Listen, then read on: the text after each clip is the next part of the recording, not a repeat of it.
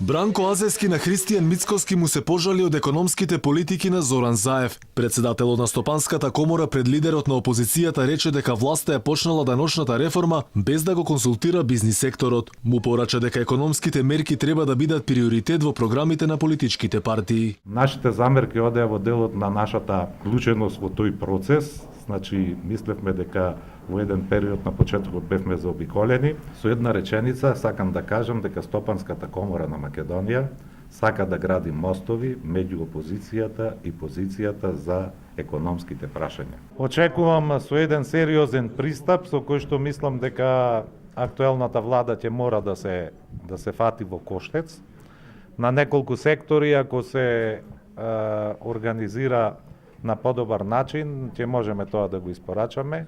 Штом дојдеме на власт, ќе излеземе во пресред на барањата на бизнисот, рече Христијан Мицкоски. Според него приоритет ќе биде враќањето на рамниот данок, како и намалувањето на акцизата за нафтата. Лидерот на ВМРО-ДПМН вели дека неговата партија ќе се фокусира на привлекување странски инвеститори, поддршка за домашните компании, мерки за младите и за технолошки процес. Покрај онаа константа и покрај онаа поддршка која што ќе ја добиваат македонските компании, македонските бизнисмени, ќе се обидеме да внесеме повторно пристап кон странските инвеститори, но на принципот на овој кој што ви кажав, со мотивирање на формирање на развојни истражувачки центри во Република Македонија, односно квалитетни инвестиции кои што имаат многу поголема додадена вредност и оние инвестиции кои што ќе бидат како tailor-made инвестиции, односно инвестиции кои што ќе бидат одговор на она што македонската економија може да го понуди од аспект на стоки и услуги.